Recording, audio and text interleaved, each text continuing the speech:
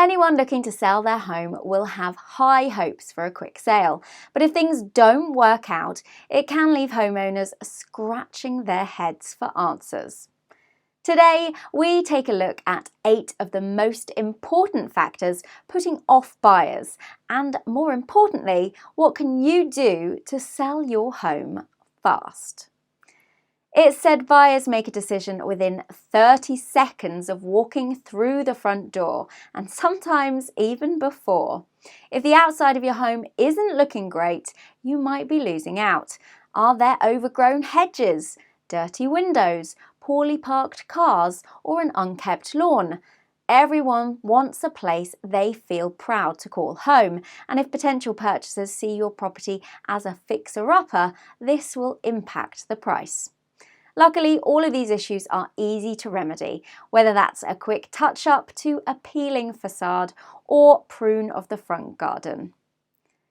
Before any photography or viewings take place, thoroughly clean and organise your house. Too much clutter can stop buyers imagining themselves living in a space, while vacant homes with no furniture can leave buyers unable to understand the potential of a property. Homes crammed with too many objects can feel overwhelming. Pay attention to details, such as curtains, cushions, and tidying away knickknacks, or too many photos on display. Almost all buyers begin their property search online, so photographs and the listing description are vital. Your home's photos will determine whether a viewing takes place, so it's important they present your home in its best light. Ensure your property is listed on all the major portals, such as Rightmove and Zoopla, as well as your estate agent's website. If you don't think the photography or wording is up to scratch, tell your agents straight away. If your house isn't in turnkey condition, could you reduce the asking price? If a property is priced too high, buyers won't inquire in the first place. Mortgage providers are wary of lending if they feel a buyer is paying over the odds for a property.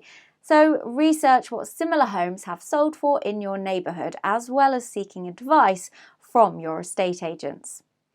There is no shame in reducing your asking price if you think it's necessary. The property market moves at different speeds, depending on the time of year, with spring typically a good time to sell and the build-up to Christmas one of the slowest periods. Could you take your home off the market and relist at a better time? Further consider whether there might be a cold property market with low buyer demand. In a situation like this, if reducing the price isn't an option, a bit of patience might be all that's required. If you suspect your neighbours are putting off buyers, having a friendly conversation with them might help. An untidy neighbourhood can wipe thousands of pounds off the value of a home, with common issues including messy bins, poorly parked cars, and loud barking dogs. Opening up a blame-free discussion, asking if there is anything you can help with, will be in everyone's interests in the long run.